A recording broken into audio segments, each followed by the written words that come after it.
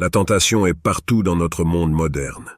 Les réseaux sociaux, la télévision, la mode, et même les discussions que nous avons sont souvent imprégnées de désirs qui éloignent notre âme de la pureté. Il semble parfois que la lutte contre ces tentations est un combat perdu d'avance, une bataille intérieure que peu de gens voient, mais que beaucoup vivent en silence. Avant de commencer, abonne-toi à notre chaîne Perspective du Coran. Active la cloche pour ne rien manquer. Et plonge avec nous dans ce voyage vers une vie pleine de bénédictions et commenter Allah est puissant pour proclamer sa grandeur et partager cette vérité avec le monde. Mais pourquoi cette lutte est-elle si présente, même pour ceux qui sont les plus dévoués à Allah? Pourquoi les élus, ceux qui se battent pour rester sur le droit chemin, semblent-ils confrontés à ce test avec une telle intensité? Aujourd'hui, nous allons explorer 5 raisons profondes pour lesquelles ceux qui sont choisis par Allah luttent secrètement contre la convoitise, et pourquoi cette bataille est en réalité un signe de leur force spirituelle. Le prophète Muhammad, que la paix soit sur lui, a dit « Le shaitan circule dans l'homme comme le sang dans les veines ». Ce hadith révèle une vérité subtile mais profonde. Le shaitan n'est jamais loin, il est toujours à l'affût, prêt à exploiter la moindre faille. Plus vous cherchez à vous rapprocher d'Allah, plus ses attaques deviennent subtiles, perfides et constantes. Il sait que votre foi est une forteresse, et c'est précisément cette force intérieure qu'il cherche à briser. Chaque croyant sincère ressent, à un moment ou à un autre, cette pression invisible, cette lutte incessante pour maintenir la pureté de l'âme face aux tentations. Mais pourquoi le shaitan s'en prend-il particulièrement à ceux qui cherchent la pureté? C'est parce qu'il reconnaît la valeur spirituelle de ses croyants. Votre engagement envers Allah est une menace directe pour ses desseins. Ceux qui ne cherchent pas la lumière d'Allah, ceux qui sont déjà perdus dans les ténèbres de leurs désirs, ne représentent pas un défi pour lui. Mais vous qui luttez pour rester sur le droit chemin, vous représentez un défi, une cible. Le shaitan sait que chaque victoire qu'il remporte contre vous affaiblit votre lien avec Allah. Et il est déterminé à semer le doute, à vous faire trébucher. La convoitise est l'un de ses outils favoris. C'est une arme ancienne, utilisée depuis des générations pour éloigner l'homme de la droiture. Elle s'insinue discrètement dans vos pensées, se manifestant sous la forme de désir, de curiosité, de tentation. Elle se présente comme quelque chose d'attrayant, mais c'est un piège. Chaque fois que vous baissez la garde, chaque fois que vous cédez, le shaitan gagne un peu de terrain. Mais voici ce qu'il ne veut pas que vous sachiez. Chaque fois que vous résistez, chaque fois que vous détournez le regard, vous reprenez le contrôle. C'est dans cette lutte constante que se forge votre caractère. Vous n'êtes pas faible parce que vous luttez. Vous êtes fort parce que vous continuez à résister. Le shaitan veut vous faire croire que cette bataille est perdue d'avance, que vous êtes trop fragile pour surmonter ses désirs. Il veut que vous ressentiez la honte, le découragement et l'isolement. Il murmure à votre oreille que vous êtes seul dans cette lutte, que personne ne comprend ce que vous traversez. Mais c'est là que réside son plus grand mensonge. Vous n'êtes pas seul. Chaque croyant sincère qui cherche à plaire à Allah ressent cette lutte intérieure. C'est une épreuve commune à tous ceux qui ont choisi de marcher sur le chemin de la pureté. Le Coran nous rappelle, le shaitan est un ennemi pour vous. Prenez-le donc comme un ennemi. Sourate Fatir, verset 6. Cet ennemi ne se montre pas ouvertement. Il agit en silence, avec subtilité, toujours prêt à détourner votre attention du droit chemin. Mais ce que vous devez comprendre, c'est que chaque acte de résistance que vous accomplissez est une victoire spirituelle. Plus ces attaques deviennent intenses, plus cela signifie que votre rang s'élève devant Allah. Car Allah ne teste que ceux qu'il souhaite élever. Le prophète Muhammad, que la paix soit sur lui, nous a rappelé que la résistance face aux tentations n'est pas une question de perfection, mais d'effort. Allah n'attend pas de vous que vous soyez infaillible, mais il attend que vous essayiez, encore et encore. Et chaque fois que vous repoussez le shaitan, vous prouvez votre valeur devant Allah. Ne sous-estimez jamais la puissance de votre lutte. Car dans cette bataille invisible, chaque pas vers la résistance est un pas vers la miséricorde d'Allah. Alors, lorsque vous ressentez la tentation, souvenez-vous que vous n'êtes pas seul. Cette lutte est le signe que votre foi est vivante, et c'est cela qui fait de vous l'un des élus. Nous vivons dans une époque où tout semble orienté vers l'éveil des désirs. Les publicités, les réseaux sociaux, les films, la mode, tout semble se complaire dans une glorification subtile et parfois même agressive des désirs charnels. Partout où vous tournez votre regard, vous êtes exposé à des images, des messages et des modes de vie qui poussent à la satisfaction immédiate de l'ego et des passions. Et cela ne s'arrête pas là. Ces messages ne sont pas seulement des tentations passagères. Ils sont devenus la norme, la voie vers laquelle la société tente de vous attirer, vous faisant croire que céder à ces désirs est non seulement acceptable, mais souhaitable. Le prophète Muhammad, que la paix soit sur lui, nous a avertis de l'arrivée de cette époque. Il a dit que tenir à sa foi serait un jour aussi difficile que de tenir une braise brûlante dans la main. Ce temps est arrivé. Nous sommes plongés dans un monde où la résistance est vue comme un acte d'opposition, où la pureté est moquée, et où les valeurs morales sont considérées comme archaïques. Ceux qui résistent au désir, ceux qui choisissent la pureté, sont perçus comme étant démodés ou extrêmes. Mais en réalité, ils sont les véritables gardiens de l'âme, ceux qui protègent leur cœur des flammes dévorantes de la convoitise. La société actuelle pousse les individus à rechercher la satisfaction immédiate. Les réseaux sociaux, avec leur flux incessant d'images séduisantes, créent un environnement où la tentation est toujours à portée de main. Les films et les séries normalisent des relations interdites, les publicités transforment la convoitise en un idéal de bonheur, et la mode elle-même est conçue pour attirer les regards et encourager l'envie. Il est presque impossible de s'échapper de ce torrent visuel, et plus vous y êtes exposé, plus vous commencez à croire que cette vie de plaisir immédiat est celle que vous devriez poursuivre. Mais en tant qu'élu d'Allah, vous savez que cette lutte est bien plus profonde. Vous savez que la convoitise n'est pas simplement une question de désir physique, mais un test spirituel destiné à vous élever. La société tente de vous enchaîner dans un cycle de gratification instantanée, mais Allah vous offre un chemin de libération. Ce chemin est celui de la patience et de la résistance. Chaque fois que vous détournez le regard, chaque fois que vous résistez à l'appel de ces désirs, vous élevez votre âme, vous vous rapprochez de la lumière divine. Le Coran nous rappelle que suivre ces désirs mène à l'égarement. Allah dit « Ne suis pas la passion, sinon elle t'égarera du chemin d'Allah » Sourate Sad, verset 26. Suivre les désirs mondains peut sembler attrayant sur le moment, mais cela conduit à une perte spirituelle. Vous perdez votre lien avec Allah, vous perdez la clarté de votre foi, et pire encore, vous risquez de perdre votre âme. La société moderne veut vous faire croire que c'est une perte mineure en échange d'un plaisir immédiat. Mais le prix à payer est bien plus grand. C'est une bataille qui se joue non seulement à l'extérieur de vous, mais aussi en vous.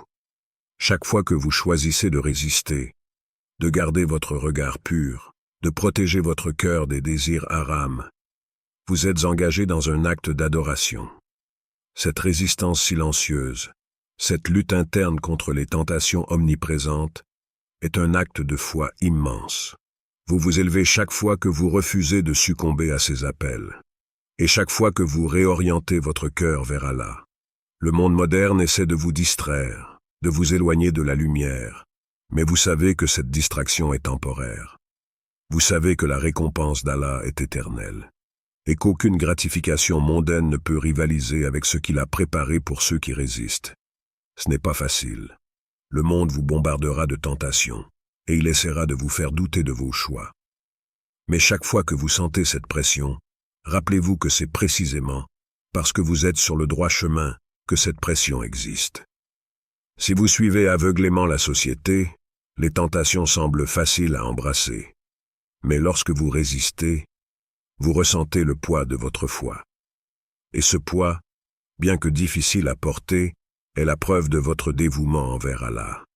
C'est un rappel constant que vous êtes en guerre contre le shaitan et contre le monde qui glorifie ce qui est éphémère. Dans cette bataille intérieure, chaque résistance compte. Chaque acte de piété, aussi petit soit-il, est enregistré par Allah. Et rappelez-vous, dans un monde qui glorifie la tentation, résister à ces tentations est une forme de djihad personnel. Un combat silencieux mais puissant. Vous n'êtes pas seul dans ce combat. Allah est avec vous à chaque pas. Et chaque pas que vous faites loin de la tentation est un pas vers lui. Le nafs, cet ego intérieur qui se dresse souvent entre nous et notre obéissance à Allah, est l'un des plus grands défis que nous devons affronter. Ce combat est subtil, persistant et souvent invisible pour les autres. C'est une bataille intérieure, silencieuse, que chacun d'entre nous mène chaque jour. Le nafs représente ses désirs égoïstes, cette envie constante de suivre ce qui paraît facile, séduisant ou immédiat, même lorsque nous savons au fond de nous que cela va à l'encontre des enseignements d'Allah. Allah nous a avertis dans le Coran en disant « L'âme est certes encline au mal, à moins que mon Seigneur ne lui accorde sa miséricorde. » Sourate Yusuf, verset 53. Cette inclinaison naturelle de l'âme vers le mal est une réalité que nous devons tous affronter. Même ceux qui sont profondément pieux, ceux qui se consacrent à leur foi avec sincérité, ne sont pas à l'abri de cette tentation. Le nafs ne fait pas de distinction entre les croyants. Il attaque même les plus dévoués, souvent avec plus d'intensité. Pourquoi? Parce que ceux qui ont une relation intime avec Allah sont les plus précieux, et c'est cette relation que le nafs tente de corrompre.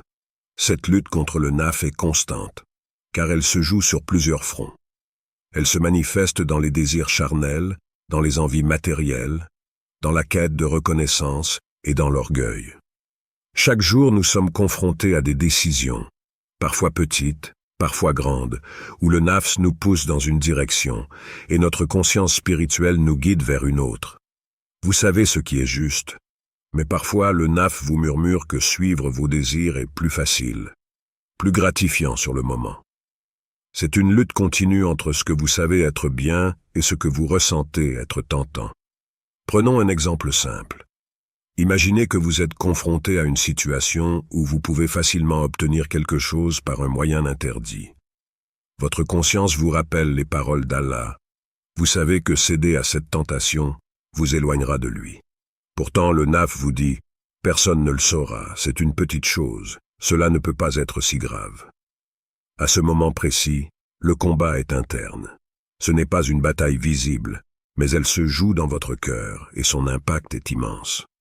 Si vous cédez, vous nourrissez votre nafs et il devient plus fort. Si vous résistez, vous purifiez votre âme et vous vous rapprochez d'Allah.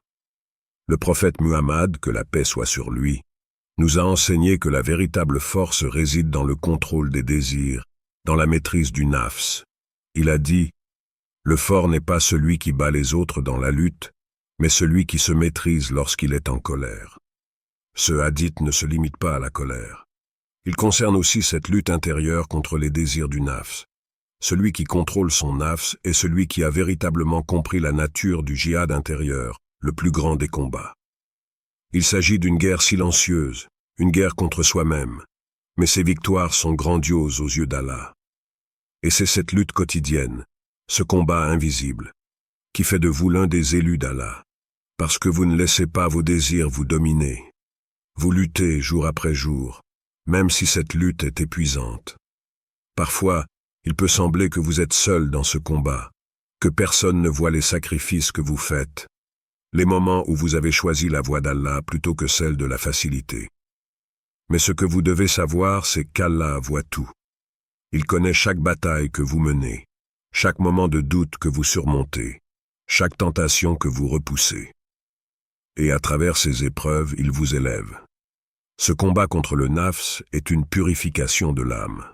Chaque fois que vous choisissez de ne pas suivre vos désirs, vous vous libérez un peu plus des chaînes du nafs.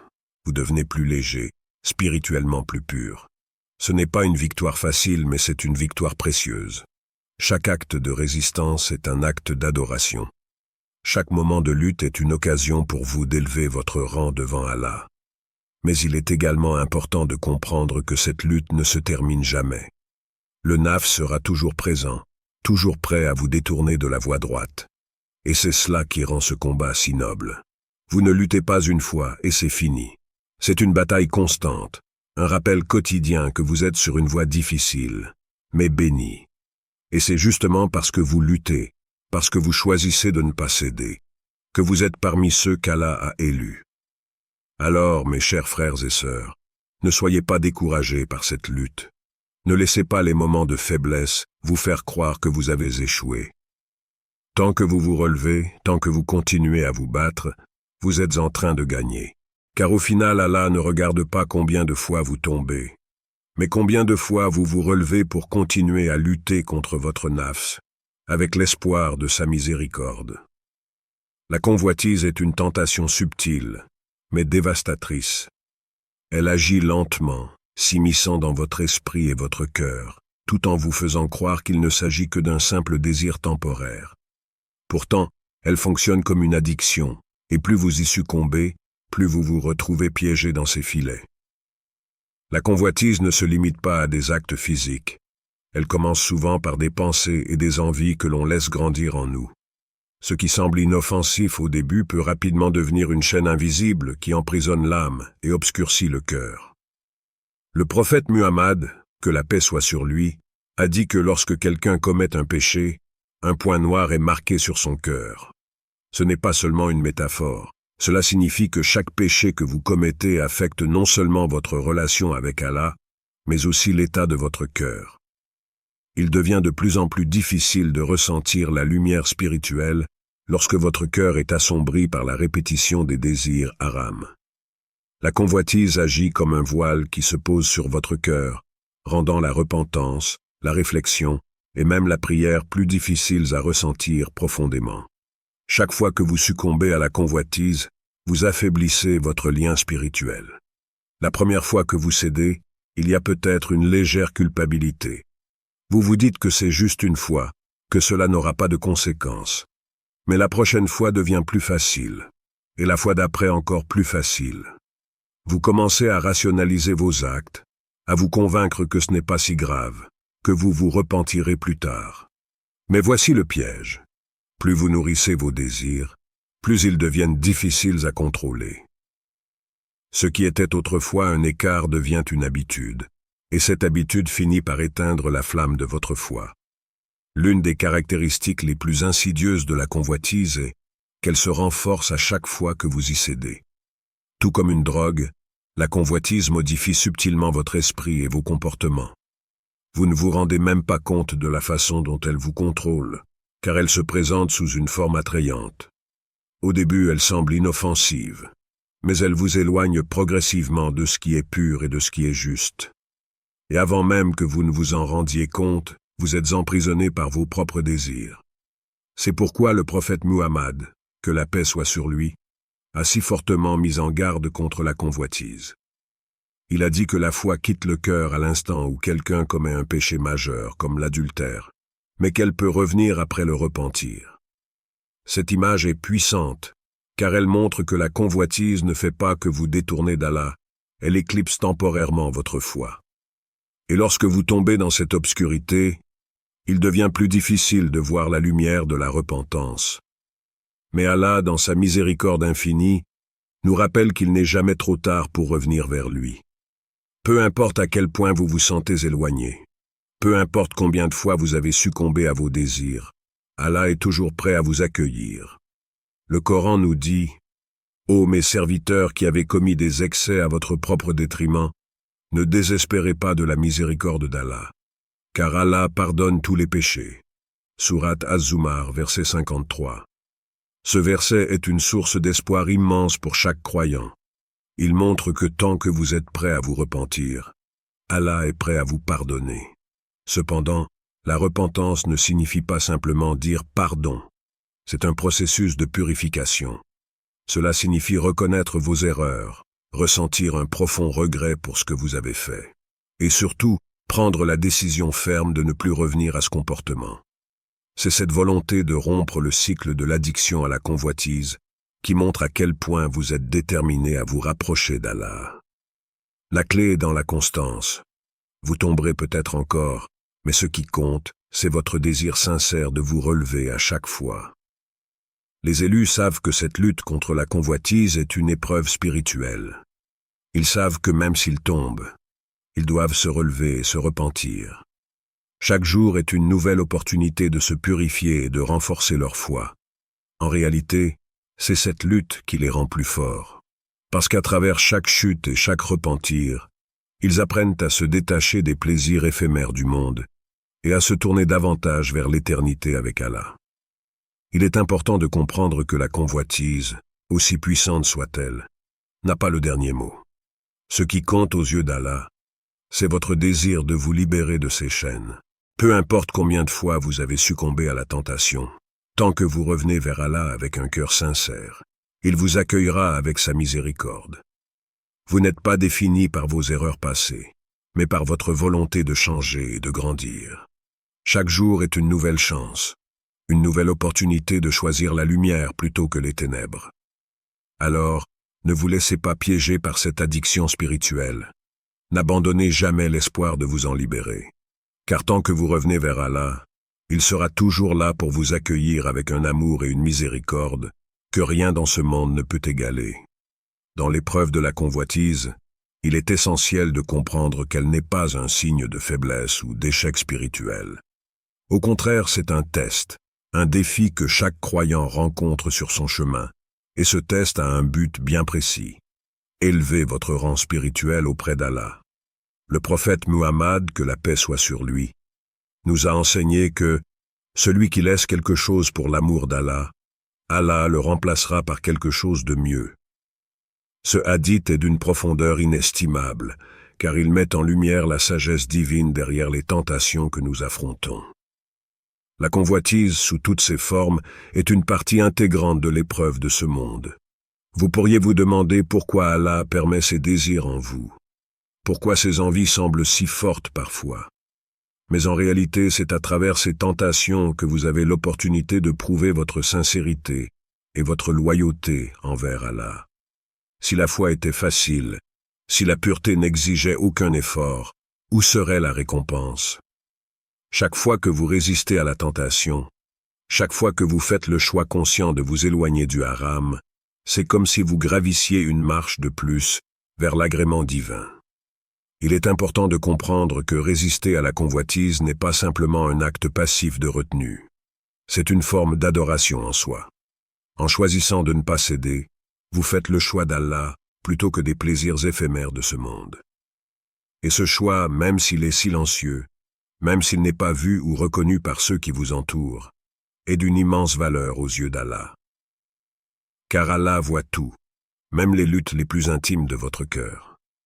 Chaque moment où vous êtes confronté à la tentation est une opportunité de prouver à Allah que votre amour pour lui est plus fort que n'importe quel désir, que votre désir de plaire à Allah surpasse tous les autres. Lorsque vous vous trouvez face à un désir interdit, rappelez-vous que c'est un test qui peut, s'il est surmonté, vous élever à des niveaux de proximité avec Allah que vous n'auriez jamais imaginés. Ce test n'est pas là pour vous faire échouer, mais pour vous permettre de grandir. Dans cette lutte, il y aura des moments où la tentation semblera insupportable. Vous pourriez vous sentir tiraillé entre ce que vous savez être juste et ce que votre cœur désire ardemment. C'est dans ces moments de vulnérabilité que vous êtes le plus proche d'une victoire spirituelle. Chaque fois que vous résistez, même si cela vous semble insignifiant, vous gagnez en dignité et en force spirituelle. La tentation est difficile, certes, mais c'est à travers cette difficulté que vous êtes purifié et que votre âme est élevée. Le Coran nous rappelle cette vérité fondamentale. Pensez-vous entrer au paradis sans avoir traversé ce que ceux qui sont venus avant vous ont traversé? Sourate Al-Baqarah, verset 214. Les croyants qui sont venus avant vous ont également lutté contre les désirs, ont également été éprouvés par des tentations. Et leur résistance face à ces épreuves est ce qui les a rendus dignes de la miséricorde d'Allah.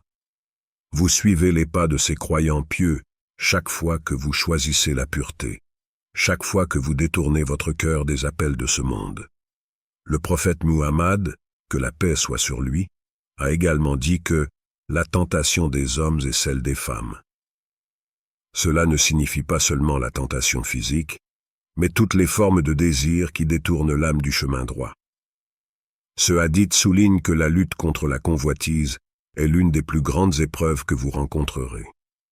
Mais c'est aussi une épreuve qui, si elle est surmontée, vous élève à un niveau de foi et de proximité avec Allah qui dépasse toute compréhension humaine. Et rappelez-vous toujours de cette promesse divine. Celui qui laisse quelque chose pour l'amour d'Allah, Allah le remplacera par quelque chose de mieux. Cela signifie que chaque fois que vous abandonnez un désir interdit, Allah vous récompensera par quelque chose de bien plus précieux. Ce remplacement ne vient pas nécessairement sous une forme matérielle.